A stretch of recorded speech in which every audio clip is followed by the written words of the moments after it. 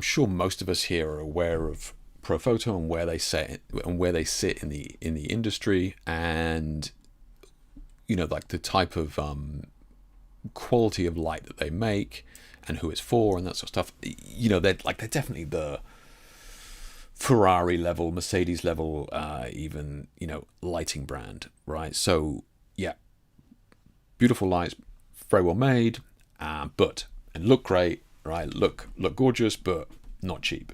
Yeah. And Profoto has been around forever, and I would say that Profoto does a very good job of getting their lights into rental houses and like a lot of like art colleges and that sort of stuff will have Profoto heads in them, and a lot of us will kind of learn on Profoto heads, and we need to understand how Profoto flashes work. So what I mean by that is, if you go into practically any studio, rental studio, half decent one, they're going to have Profoto heads in them, right? And this was always the case when we were assisting. It was whenever I would turn up at a studio years ago, it would always be Profoto heads. You needed to know how to use Profoto heads, because if you're renting gear, it was always Profoto. Now, it's kind of not as prevalent now because, a lot of us here are, trying to save money and that sort of stuff. So we'll go to studios that maybe don't, like, we'll use smaller studios that maybe don't have tons of Profoto kit. But Profoto is kind of one of those things that if you're going to be, going the professional, big city photographer route, assisting and that sort of stuff, you need to know how to use Profoto heads. So definitely been a big player in the industry. But let's be honest, right? They're not cheap. They are not cheap, right? So last year and a couple of years ago, Profoto started to dabble in LED lighting, right? And they brought out their original LED head, which was the 1600D here. This thing is a monster, absolute monster. What did we say? It was like 12 kilos or something like that. I mean, it's like $5,500 head. It's not RGB. And, Profoto is looking at the cinema line of filmmakers and people who are doing, maybe hybrid shooters, but cinema, rental houses, that's where it's at. Now, Profoto's also struck a deal with Panavision or Panalux, so they are, kind of in each other's pockets, and Profoto are getting a lot of these units into rental houses again, right? So these LED heads are, again, not cheap, but they are for rental houses. And last year they brought out these new two heads here. So one, the L600D, which is the daylight, and then the L600C, which is the color one, which is the one that I was interested in, and the one that they commissioned me to shoot several campaigns for them the end of last year. I did 4 shoots for them in the end using this head. Okay, and in fact, let's have a look at, because they released a bunch of videos. Right, they released a bunch of videos I plucked up the courage to watch the other day, so we can just watch one of these and see what they're doing. Hi, I'm Jake Hicks. I'm just looking at the volume here.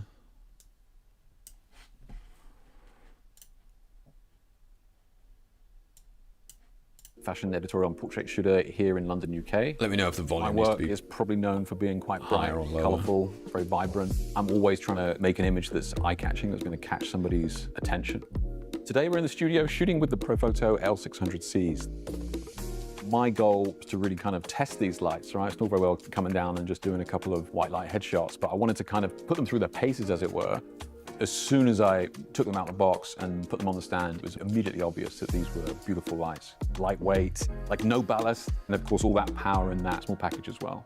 Ease of use as well in terms of shooting stills and video. I think we're all being asked to shoot more and more video, whether it be for socials or BTS. So having the ability to switch without having to bring multiple lights to the set, best of both really.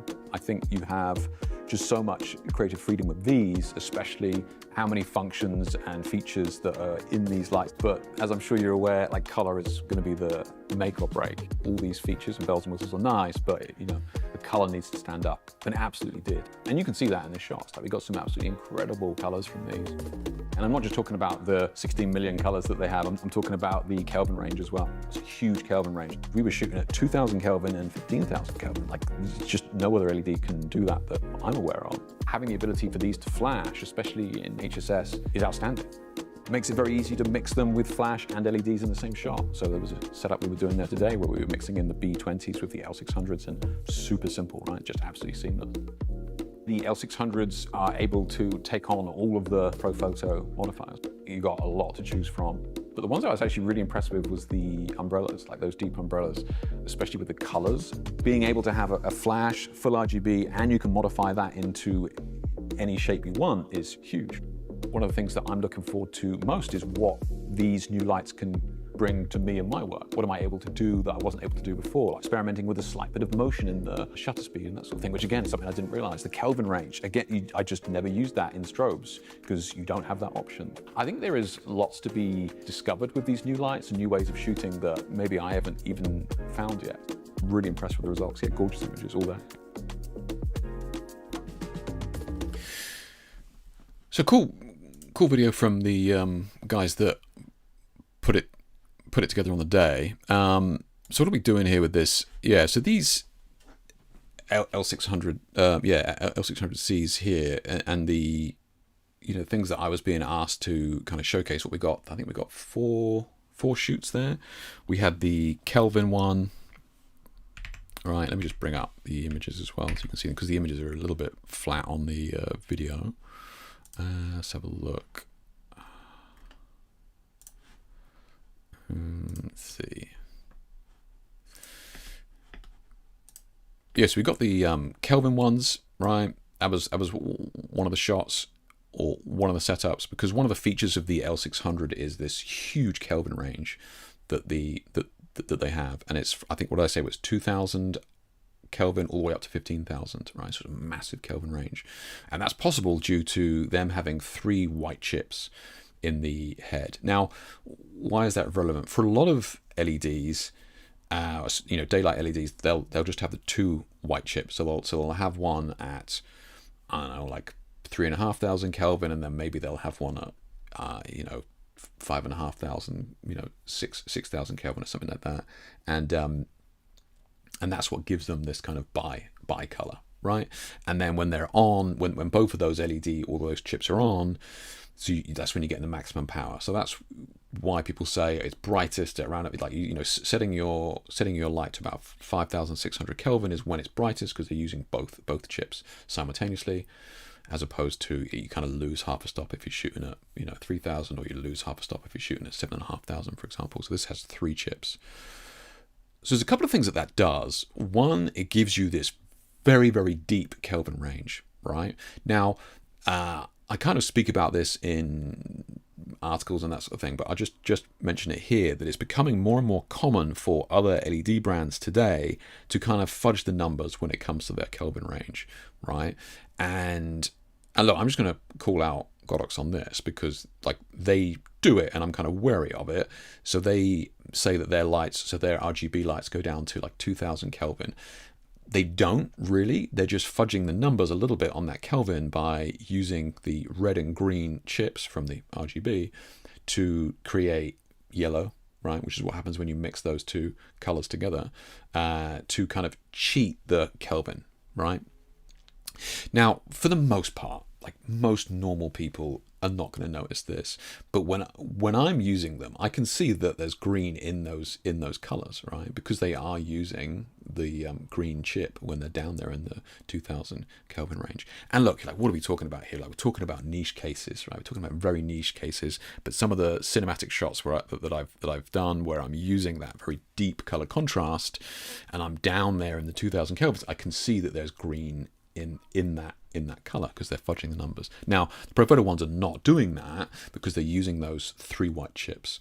So, and I forget, I think I wrote in the article exactly where the chips are. I think one is like 1800, one is like 5, and then one is like 1200 or something like that. I don't know, but they've got these three white chips that enables you to have these very rich and very clean Kelvin colors, which is what we're seeing here, and is what was immediately noticeable in these shots. We'll look at the more detailed video at the end if you can sit through the pregnant middle-aged white man talking at you. But the colors that the video guys are showing is just straight out of camera. Like, it's beautiful, absolutely beautiful. Now, it does mean that those triple white chips are doing a lot for the rest of the colors in the spectrum as well. So Profoto are using those 3 white chips to bolster their color range. And to me, it was very noticeable as soon as you turn them on how rich and saturated some of these colors are, because they're bolstering it with these white chips. And it's a clever idea, and it's pretty effective, and it enables you to get pretty bright colors and very vibrant colors. And I think I mentioned it in one of the videos as well about the deep white umbrella. I managed to get one from Profoto to send over, because these L600s fired into that beautiful deep white umbrella. The colors was just this huge wash of color, was absolutely outstanding. So we spoke before about the glare from aperture and what they were doing with the 5 chips. I think Nanlite is supposedly supposed to have 8. I need to look at that. This Profoto one is going in a different way. So rather than adding like the lime and amber and indigo that Aperture is doing, what Profoto is doing is they're doing it with the 3 white chips, the 3 Kelvin chips, and it's actually more effective than I thought it was going to be with some of these colors, right? And speaking of colors, like the other set that wanted me to do was to kind of show off some of the colors that these lights had, right? And again, like, it was just beautifully rich colors straight away. But I mean, that's kind of like you'd expect that, right? I mean, everybody touts the 16 million plus colors and that sort of thing. But yeah, really impressed with immediately how they looked in those umbrellas. And again, like, I think in the video that we'll look at the end, you see the video guys, which they're not cranking anything too much in post, and it's just looked beautiful straight out of camera. Yeah. So the other setup I was doing was to kind of demonstrate the fact that these LED heads can flash as well, right? So they have the ability to flash. So in these shots here, and I'll go into it in a bit more detail later on, you've got ambient behind, and then you've got I'm actually using a B20 flash on her there, but then behind me, the blue is coming from the L600, and that's flashing as well as ambient, right? So that's giving me a little bit of blue in there, in the front here, as well as the ambient as well. So again, trying to show off some of the qualities of this light, right? I wanted to do the Kelvin, obviously the colors, and then the flash as well. And then lastly, we did this very, very cool cinematic set at the back of the studio. And again, it was kind of me looking at how we could integrate these kind of LED lights into an ambient situation, right? So I'm trying to blend the lighting that I'm bringing, the supplemental lighting, with the environmental light that is there on the day. Yeah. Now, typically these lights are very, very dim, so flash, sure, you can use ND gels and that sort of stuff, but it's kind of tricky with flash sometimes to get them low enough power to integrate them into these low light settings. So again, I think we can see in the video, but I think that like the LEDs are like 13% power or something like that. So very easy to kind of implement them or integrate them into this environmental lighting at the end here. And again, the colors makes it very, very easy to do that. So you're having this kind of more organic shot, and I'm using Kelvins here on the lights to give us this kind of beautiful color on the skin. Yeah. So those were the 4 shoots that I did for them. And again, like the purpose of that was to showcase some of the what I thought were some of the most important aspects of these new lights. Yeah. So yeah, we've got them here. I'll just check my questions here. So I need your opinion. I've shot with the Rotolite for 8 years and I love them, but these look so much better and can use modifiers. Would you sell the Rotolite EOS2 for the L600Cs? No, I wouldn't. The reason being for that, Danny, is because the EOS is that bigger panel, right? That EOS is that bigger panel. Now, to be fair, I was actually using the L600s with their new beauty dish, which doesn't have that dark spot in it, and it's really good. Beautiful light. Where is it? Let's have a look. Shop my products. So it's only that their new beauty dish or whatever it's called. Well, it's not, hasn't been out too long. Yeah, so this is the old one, right, from Profoto. This is the old one, and I was using that on the day of this shoot. Oh, give me 2 seconds. I'll show you. Right, this is the issue with that one that I'm not a fan of. Is this dark spot here, which is not ideal, in my opinion.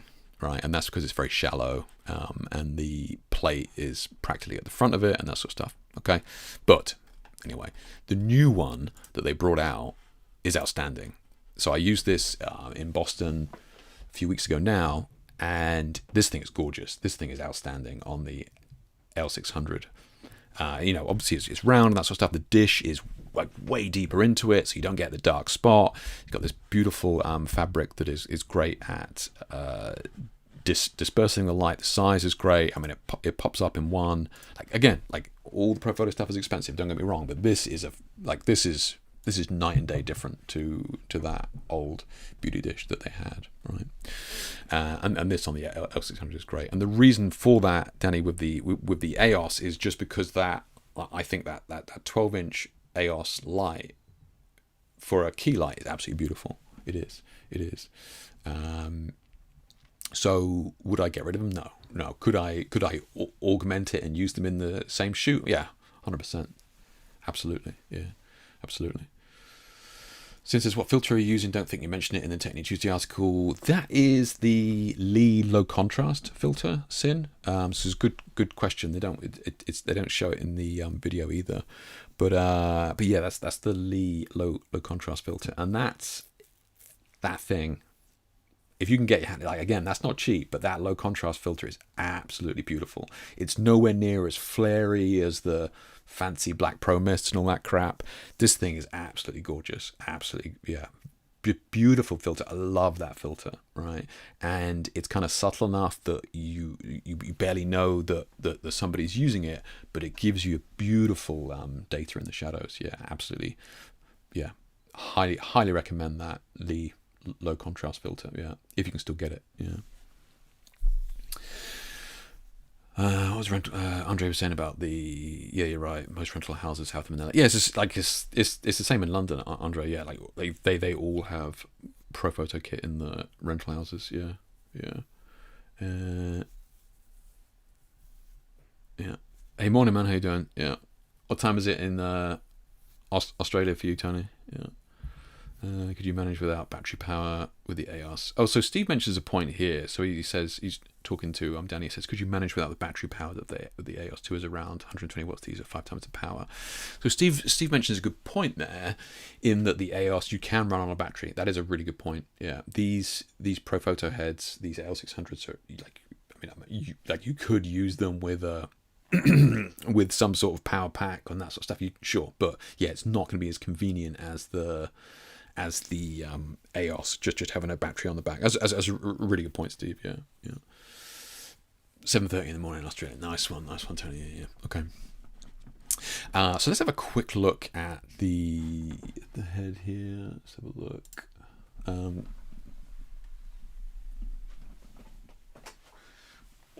So,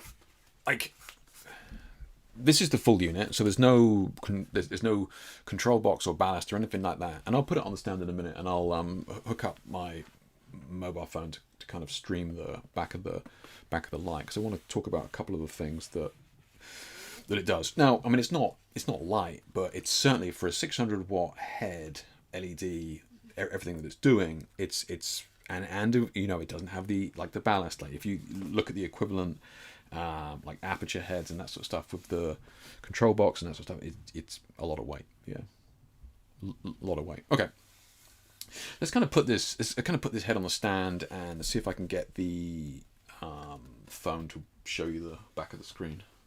I'll switch this desk to standing mode. There you can do that.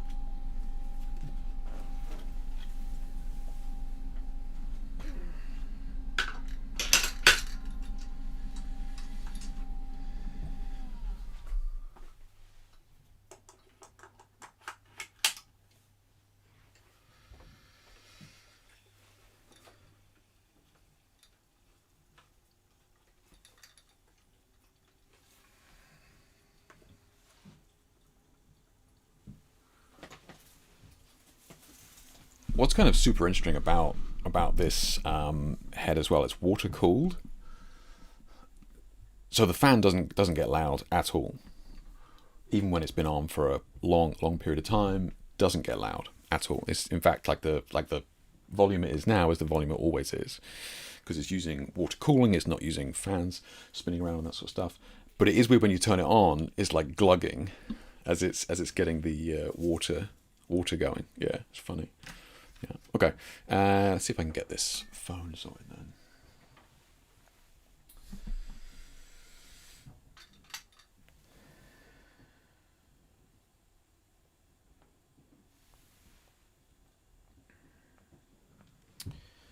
I can redo it. There we go. I think it's that.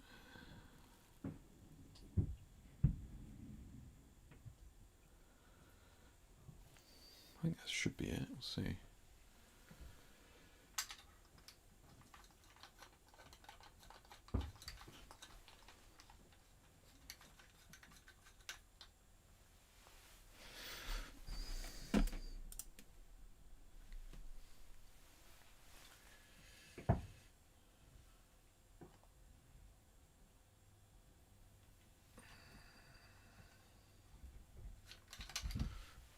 That's kind of annoying because I tested it. Oh, that's kind of annoying. I'll try once more, otherwise I'll just have to pack it in. But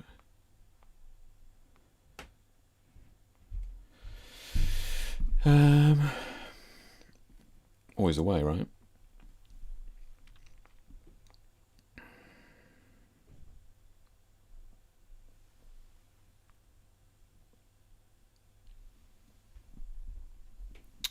That sucks. I definitely tested it before we went live as well. That's annoying. Yeah, I'll just close everything just in case that helps.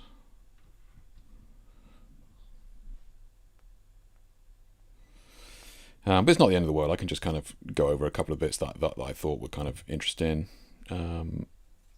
Yeah, but. Yeah, again, not the end of the world. Yeah. Okay.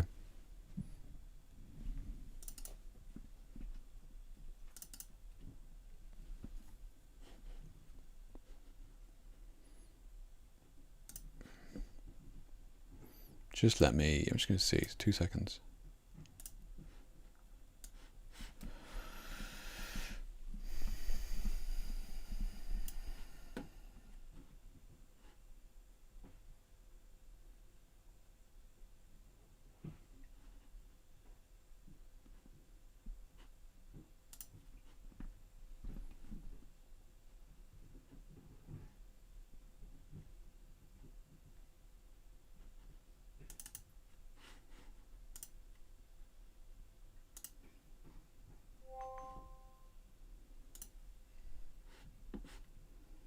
Okay.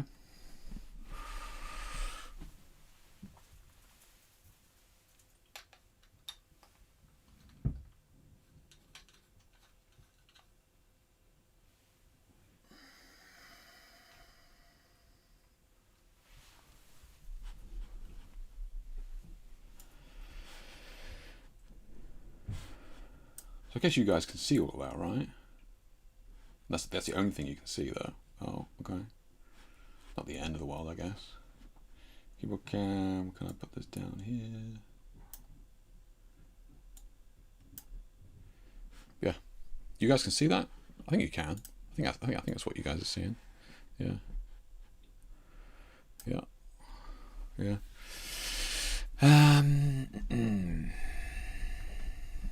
Suggest a crash. I know, mate. I know. Yeah, if something's going to go wrong, if something's possible to go wrong, I will find it. Yeah, 60 quid for the. Yeah. 60 quid for the filter. Okay, Alan. Okay, nice. Yeah. A killer model instantly the size of it. What grade of lead filter? I think I use a full one. I think I use a full. Yeah. It's just a crash helmet for demo. True. Yeah. Do they have a head in the? Do they have a head in the water tank at the show? Head in the water tank? What do you mean?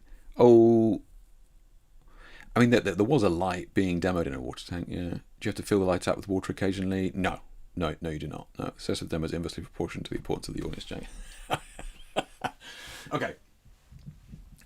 Can you guys can somebody just confirm that you can see this back of this head, and I will just carry on.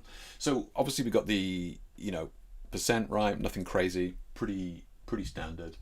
Off and on. We have the ability to change to HSI here, which is the RGB value, right? Then we've got the XY version here, which we can change. This always changes the power, and then here we can change on there. Like nothing crazy so far, right? Pretty standard. You got actual gels there as well, so they got a bunch of decent gels in there, and then the RGB and white, right? So pretty standard so far. Yeah. Okay.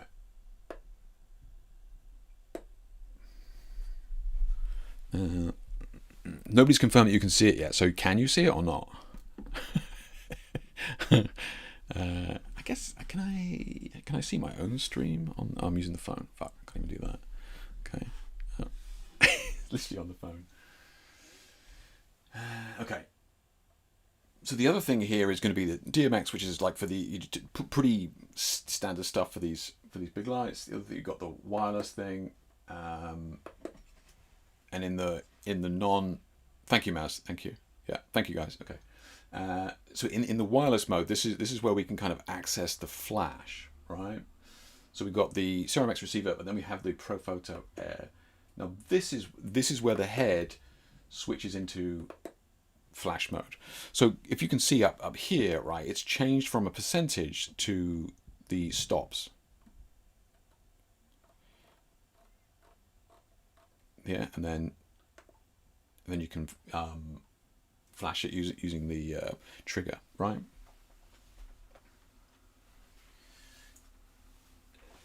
The reason why I find this interesting is that this is really one of the only lights that brings the old stops back from that we used to have on flashes, right? Because if you think about like I've just got the trigger here. I'm just going to turn this on.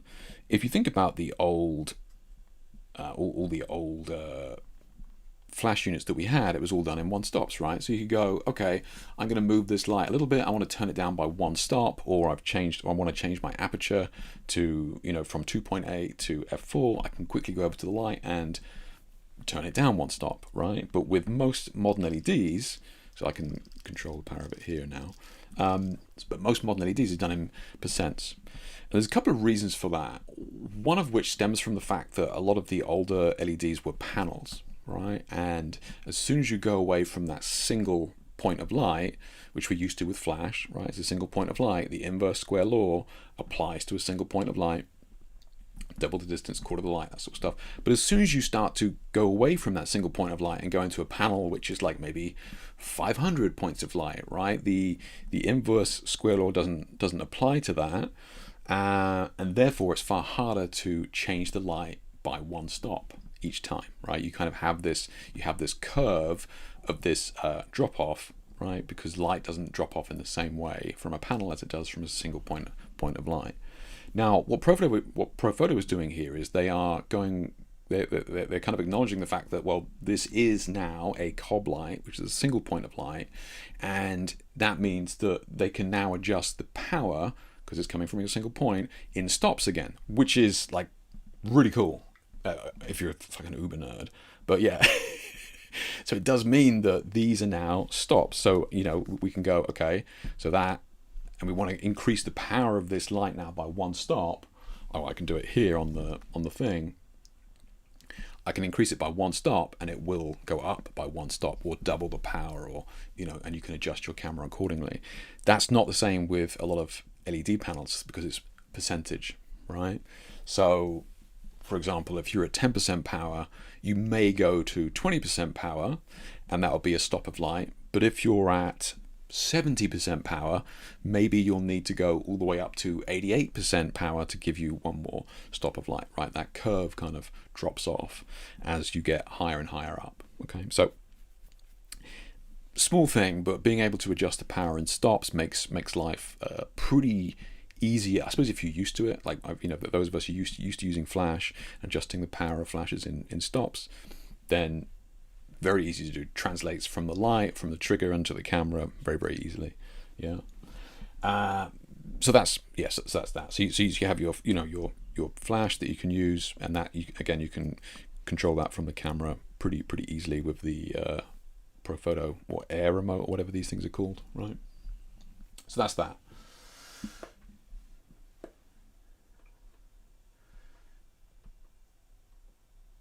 So I mean, the light mode is just the different ones that we were looking at earlier on, just in a menu format here, right?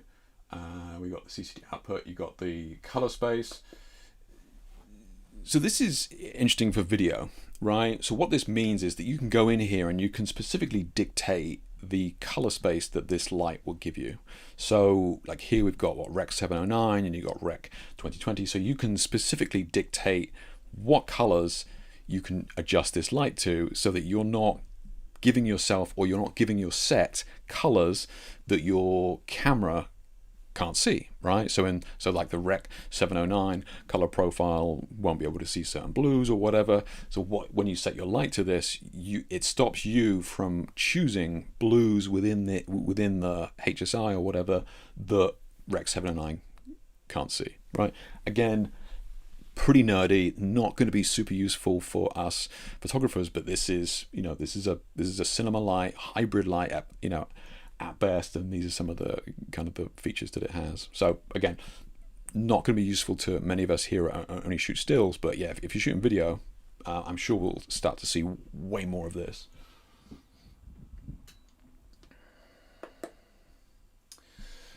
So we got auto on, that sort of stuff, the fan, auto, yeah.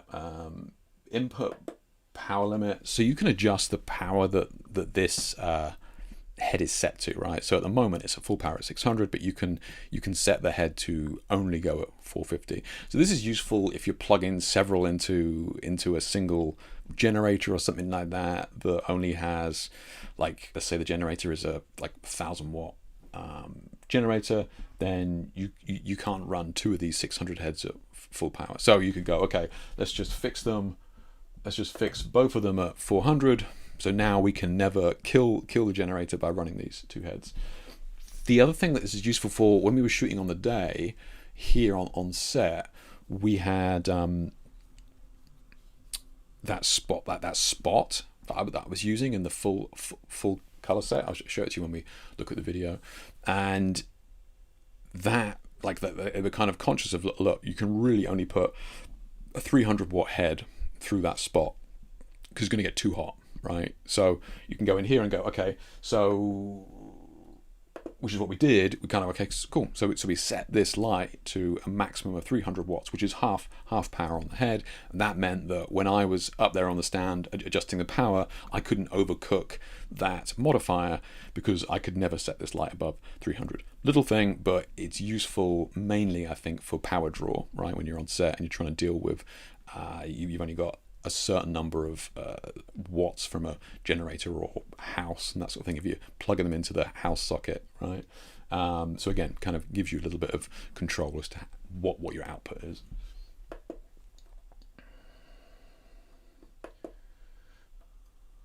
So just display, nothing crazy there.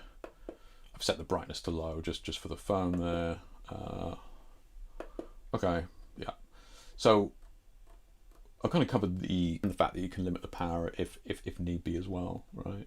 Oh, and the stops of power. Stops of power is super useful. Yeah, use it way more than you think. And maybe for like newer people who aren't kind of aren't used to dealing with stops of power with flash, like it's less prevalent, but being able to adjust them, you know, via this in kind of whole stops does kind of make life pretty easy. Yeah.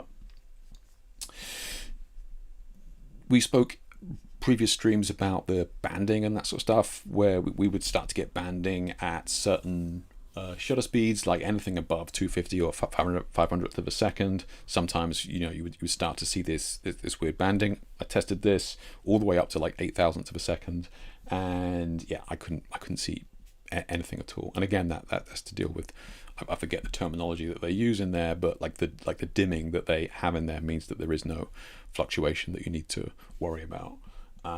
So Tony, you know, you were using those lights before that were giving you that weird banding effect. So again, like it's just not possible to get that banding with a unit like this. Yeah.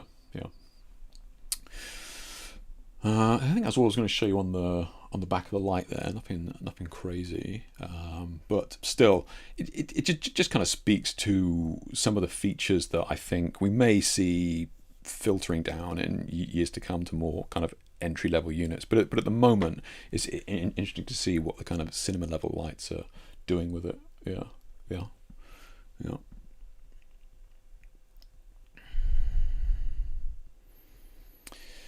Bit behind rotor lights, touchscreen controls. I mean, that's the weird thing, Sin, about touchscreens. I don't know why more lights don't have those. Like, it's. I love those touchscreens on the rotor lights. You can literally get to anywhere in two taps. You know, you literally go to any color. You know, boom, that's the color I want. Boom, and slide it to the power you want. Just like instantly. I don't know why more units don't have these touchscreens. I can't believe it's super expensive in this day and age, but like nobody does it apart from Rotolight. I mean, and unless I'm missing something on the touchscreens. Yeah, it's weird. Yeah. I guess the banding is a frequency issue. 100%. Yeah. Absolutely. Yeah. Absolutely. And I think it's to do with the way that certain LEDs are made and the way that they modulate. I think it's to do. I forget the terminology, but yeah, it's like a modulation thing. Yeah. Okay. I think I was always going to talk about that. So let's have a look then at, now we've had a look at the light, let's maybe have a look at this other video here, which is a little bit longer, but goes into a little bit more detail with regards to some of the shoots that I was doing. Okay.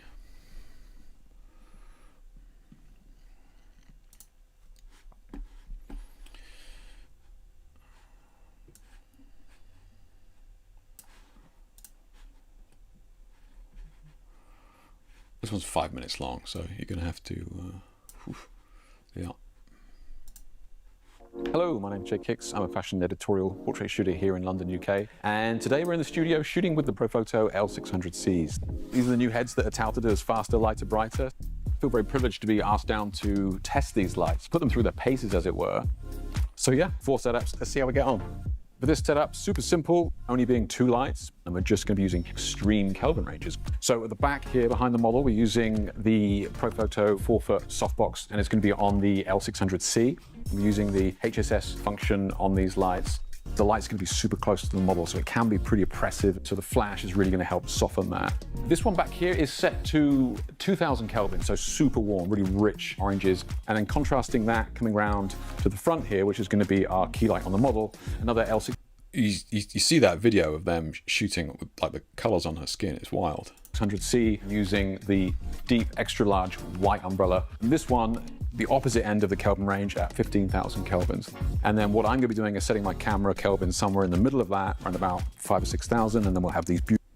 So again, you can see me using that, using the what I'm going to be doing trigger. Is setting my camera Kelvin somewhere in the middle of trigger, because these are flashing, right? And again, it was like one of the things we were looking at as trying not to blind the model, right? Try not to blind the model with these very bright lights, which is something that some people are concerned about is as LEDs get brighter and brighter. So what I'm doing there and what you're seeing in the video is kind of a lower power from the ambient or the LED, so that the model isn't squinting into that massive umbrella sat right in front of her, like 4 feet away, and it's the flash that is actually capturing the image at a far brighter rate. Right, so it's easier to work with on the models. Of that, around about 5,000 or 6,000, and then we'll have these beautiful, rich blues and oranges from front and back. So with that out of the way, let's take some shots. So I've just got the actual Lee holder on there, but I don't actually have the filter in that one. Look at that, old D850. Good times, man. Good times. Good times. I wanted to propose to Profoto that we said basically at the end, it ain't the camera. Basically saying that like we're getting these shots on this old relic of a camera. It's got nothing to do with the camera. Yeah. These are looking great. Really good. Okay. Of course, the other huge bonus of using LEDs, you can just quickly and easily switch to. Look at this. Look at this. Look what they made me do. Look what they made me do. Use the viewfinder, use whatever it is, the screen here, the live view on the old D850, because they said we need to kind of show you shooting video, and they saw what camera I had. And they were like, you know what? We're going to capture the video. We'll just pretend that you're capturing the video here. Yeah. Shooting some video as well. Really impressed with the results. So in this next setup, we're going to be doing a mix of flash and ambient. There's going to be a long exposure shot, leaving my camera shutter open by ½ a second. We'll start off with our background light here. This is the Profoto L600C. So this is just going to be set to ambient. No flash on this one. Kelvin on this is around about 6,000 Kelvin. So just to cool it down a little bit, during that ½ a second exposure, there's going to be this slight echo. You couple that echo with a crisp captured image in the foreground, which is going to be the flash. If we come over here to our model Jordan, our key light here, which is going to be illuminating her, is the Profoto B20. So again, that's using that old beauty dish from Profoto there, but pretty close to it. I'm shooting directly underneath that. The B20 I think was on there as well, but set fairly low. And we've got that L600 behind there. I think it was set pretty cool as well. So again, like this is flashing, but the big umbrella behind me is flashing, but it has a little bit of ambient too, right? And I'll show you the result of that in a second. So just flash on this one, no ambient on this. Color on that is just going to be around about my camera Kelvin, which is about 5,000. And then lastly, behind me, we're going to have another L600C, which is going to be set to flash. Going to have a nice strong blue color, filling in the shadows on this one. It's also worth noting that everything can be controlled from the Connect Pro here, the Profoto trigger, and that's going to be able to control both the L600s and the B20s. So let me just show you the images from that, just to show you what I mean.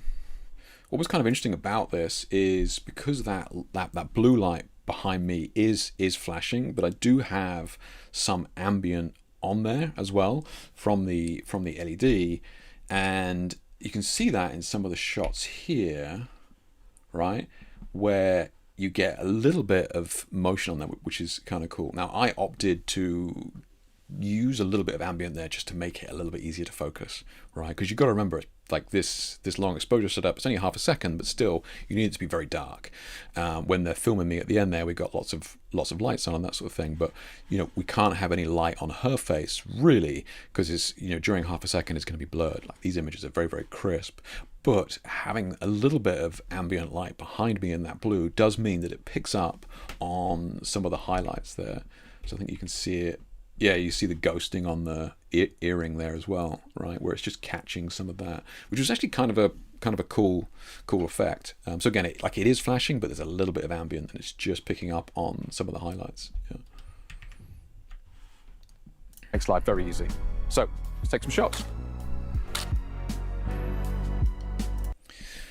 That kind of slapping noise that you can hear, like I know in case there's anybody under the age of 35 in the stream, like easy.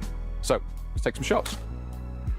Like that's what a camera sounds like. It's just, you might not have heard it before, but like that noise, that's what camera sounds like. It's just in case you might not have heard it before. So with the stills done, let's get some video now. Absolutely beautiful. So in this editorial style set, we're going to be using a lot of color. These big umbrellas, absolutely just, I immediately, when I got back, I was like, I gotta get these deep umbrellas, these beautiful white umbrellas. Like the color wash that you get from these was outstanding. It really was, like, phenomenal. Yeah, absolutely phenomenal. Some color on this one, no white lights at all being used here. I'm using 3 of the Profoto L600Cs. So we got one here with a nice dusty blue on it. This is a white, deep, extra large umbrella. At the back there, we've got a spot small on another L600. So this is the one that we had to limit the power on. So this head has been limited to 300 watts because really this unit here, you know, really shouldn't have any more than a 300 watt LED running it. They were kind of concerned that it was going to get hot. I don't know. I think it probably would have been fine, but I mean, it's just kind of a useful case study for being able to limit the power of this, so that you know, you just got to make sure that you remember to unlimit it afterwards, because otherwise it's just going to throw your powers off. But yeah, 100, nice strong vibrant orange coming in on that one. The background we actually using a flash just to give us a pop of color on the background with the gel there. That's with the Profoto V20. And then over here, lastly, we have a deep white large umbrella on the L600C there as well. Again, with a nice soft dusty pink coming in. We're only using them at 30% power here, so they're super bright. So let's shoot some shots and see how we go.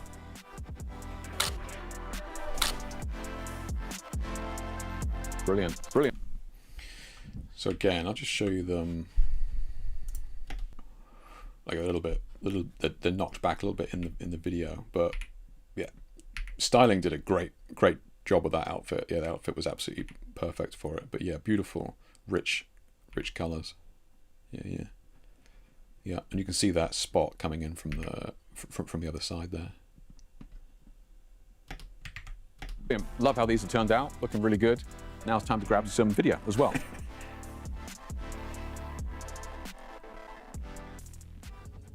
So for the last setup of the day, we actually again, look at that's the video, right? I mean, they're not doing anything funky in post there. Look, and it just looks absolutely, yeah, great. Just checking these questions before I move on. The last setup of the day. Give me 3 knobs, 1 for power, 1 for hue, and 1 for saturation. I'm happy without a touchscreen, but most brands only add 2 knobs. Yeah, that is true, actually. You're absolutely right, Vlad. Yeah, 1 extra knob would cover it, and that's all it would take. And they're not expensive. Yeah. So can you create a number of profiles on these heads, save them, and then recall them as when required? So Maz says, possibly using the app. You can definitely do it on the app. You can definitely save profiles in the app. You can't save profiles in the lights. Yeah. I'm just thinking about what the ability is in there, but yeah, you can definitely do it on the app, but not the lights themselves. Yeah. Looks a lot of fun playing with all the lighting. Yeah, it was like we got a ton done in that one day. Because you remember, like, they're shooting the video as well for each of these setups, and they had to go through. I mean, so much of it is cut, right? Because of the attention span of the younger generation means that every video can't be longer than 8 seconds. So a ton of it was cut, but obviously they need to make sure they've got everything. Yeah, so we got a ton done on the day. Yeah. Love these shots. Thank you. Yeah, thank you. About the camera clicks, we had one on the last stream. It's called noisy mode. It's white vinyl on the inside, is it? It is, Andre. Yeah, it is. It's something that it's not the normal. It's a great question, by the way, because it's not like traditional white umbrellas that I've had in the past, which is kind of like white fabric, it's like white nylon has been on the inside of these umbrellas. But you're absolutely right, Andre, to ask that. And it is this beautiful kind of white vinyl. I'm sure you probably hit the nail on the head. And whatever it's doing is like, it's not giving you any hot spots at all. It's whatever they've done on the inside. I mean, they're obviously super expensive, right? But yeah, they do look great. Yeah. Today we actually switched away from the studio into more of an ambient set, more of a cinematic style shot with. So you mentioned, or you heard me mentioning about trying to mix these lights with the ambient lights on set. So this is the back of the studio now. So this is behind where we were shooting, and trying to get this kind of more organic cinematic style shot at the back of the studio, but having to use the lights that are on the wall here, which are very, very low powered lights.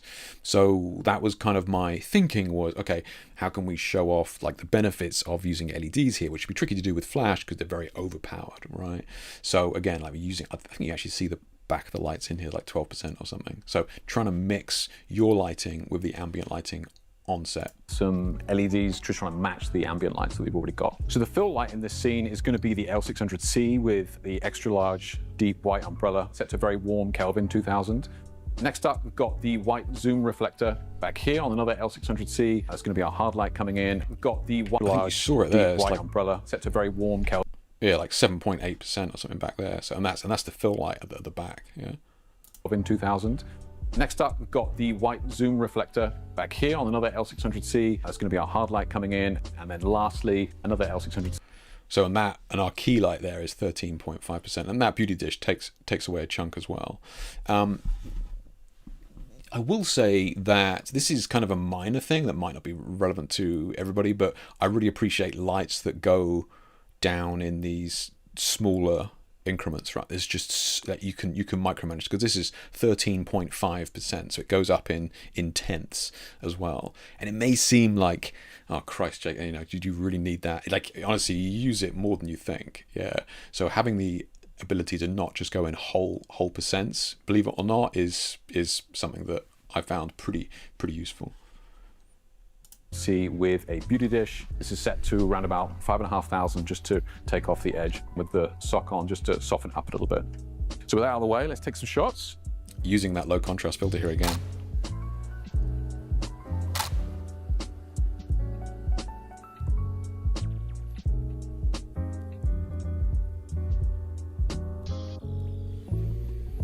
I take the mick out of that D850, but that 85mm prime that I'm using is gorgeous. Yeah.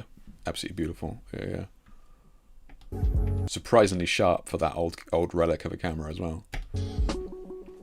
So in terms of living up to the promise of faster, lighter, brighter, yes, I would say that they are super fast to work with because you're not worrying about seamlessly switching between video and stills. Lighter in terms of ease of use and weight. Normally you'd have to add extra ballast and that sort of stuff to booms, but again, I didn't need to worry about that. Brightness, you got a ton of power there. I think the highest we got was 80% all day.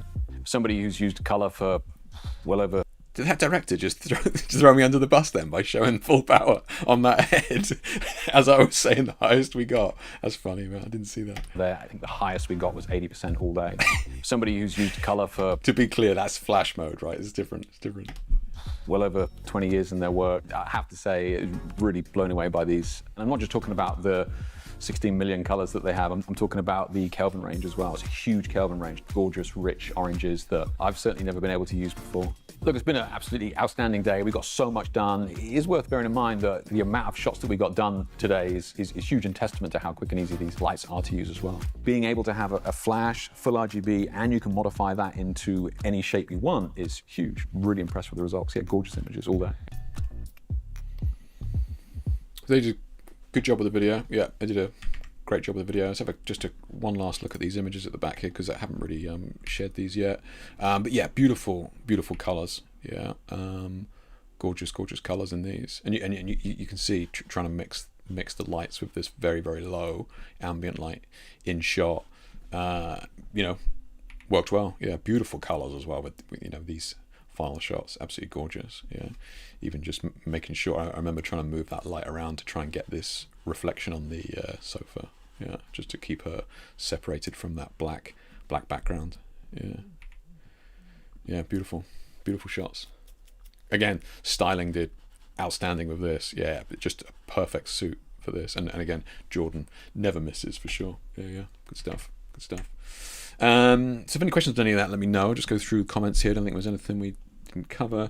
Did they force you to say cinematic here? I had to use the C word, man. Like they beat it out of me. Yeah. Steph said, love those lighting styles so much, might just have to experiment more. I mean, yeah, hopefully that's what any of my lighting or videos or Technique Tuesdays is really just trying to get people to play a little bit more with color, right? Because it can be a bit overwhelming. And I think with RGB LEDs, it's kind of almost too overwhelming, right? You got 16 million colors. I don't know, where do I start? At least when you had 5 gels to work with. At least you were, kind of constrained a little bit. But now I think it's almost like an overload. So I think having some place to kind of build from helps for sure. Yeah.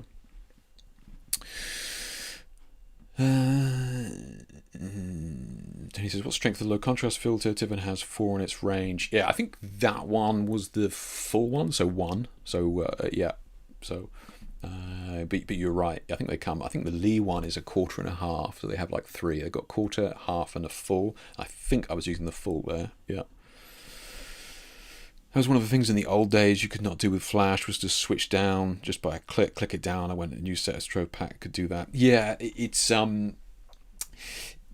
like lowering the power is really something that you think, oh, you're never going to need, right? But if anybody's tried to do like newborn baby portraits or something like that, right, and you're just fucking blasting this newborn baby who's got his eyes closed with, with like a 600 watt strobe or something, is like, Jesus, I really need to turn this down. The other thing as well is, when we were using the super wide open lenses years ago, like f1.4 or something like that, and it's just like yes, you can use an ND filter on the lens, and you can use ND gels on the strobes and that sort of stuff, but sometimes it's tricky to get lights to go down that low. And whenever I've tried to, I've shot in several locations over the years, and you're bringing strobes on set to location, that's one of the biggest issues you have, is trying to bring the power of them down to match the ambient light. I mean, there's scores of the shots on my website where you have to use ND gels, which is a pain, because you can just go, well, you can just use ND filters on the lens. I mean, you can do, but it makes your life significantly harder to focus. Plus, if you put an ND filter over the lens, you're bringing all the ambient light down as well. So it's really the only option is to use ND gels, and they're a pain to use. So LEDs from that regard on location stuff inside has been great. Yeah, it's been great. So Tic Tac says, so in flash mode it goes. So it's I think it starts at 4 here in flash mode. Yeah, and goes all the way up to 10. Yeah, so it starts at 4 and goes up to 10 in flash mode. Yeah, and in constant mode it goes.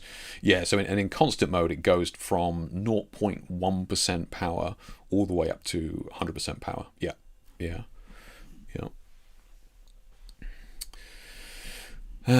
My day-to-day. Yeah. Oh, is that right? Is that what you do, like newborn portraits? Is it? Yeah, I remember having to do those. And do you have the white noise machine? You got like the whale song on and all that sort of stuff, and the studio is at like 45 degrees C, and it's just like and the shoot takes 4 hours. It's just, man, yeah, I don't miss those days. Yeah. We would have to take light and put it out the window to lose some of the power. Yeah, bring it further away, right? Or I've certainly like turned it round and bounced it into something to try and shed some of the power off of something first. Even hanging up like darker sheets to bounce it into first. Yeah, because people say, oh, you can just ND a strobe. It's like, yeah, you can ND a speed light. I get it. Like, it's pretty easy to do. If you're just using speed lights, you just need just a cut, boom, job done. But with strobes, like putting any gels on strobes is a pain in the ass. Dependent on the modifier, and trying to use gels with softboxes again was a pain. We had to take the modeling bulb out, so you didn't have any ambient light, so it wouldn't melt the gel, and you'd put the gel on the inside over the flash tube. It's just so, just unbelievably slow. And look, we kind of joking around here, but like getting all of this done in one day. I've been shooting for a while. I'm fairly quick. I know what I want. I know where stuff goes, and boom, I can get it done. But you'd be hard pressed to do this with strobes, purely because you've got to be switching out CTOs and CTBs, and then you've got to have ND gels and trying to manage that by the modifiers and that sort of stuff. Then you've got to shoot video. You'd be very, very hard pressed to get all that done in a single day with Flash. Again, because you're having to deal with video being shot, right? So if anybody's shooting video, you don't need to worry about switching from flash to LEDs. It's all been done in one light. Yeah. Color gels, blue tack to modifier as the use. Yeah, that's right. Yeah, so that's crazy. You use blue tack. I use those metal clips like the bulldog clamps and magnets, and that does a pretty good job. Mainly because it keeps the gels nice and flush to the actual modifier. But yeah, it's still slow, right? Okay, so unless there's any other questions on any of that, then by all means you can check out the lights yourself if you're curious. Any more details? Obviously, I've been posting images on Instagram and that sort of stuff last week from some of the shoots that I was doing, and they've been really popular. I've had a couple of people send me some pictures on Instagram. They've bought these themselves that they want to use. They took some shots and was like, I grabbed them. Looking forward to trying them out. So like, we'll see. Like I said, I don't know how many you'd have. I think, if you had the option to use these in a rental studio, I would 100%, use them, because it's very, very easy. Last week's Technique Tuesday as well was me kind of going over the setup. So if you want to kind of sit down and get a little bit more information yourselves, because this article is, none of my Technique Tuesdays are short reads. So this one has a ton of BTS and data on, some more data on the shots and that sort of thing. So if you're interested in seeing any more of that, then check out the article as well. But yeah, look, very privileged to get the opportunity to shoot for Profoto on these phenomenal lights, and obviously extremely fortunate to get my own here, and I'll keep you guys posted on how I get on with it.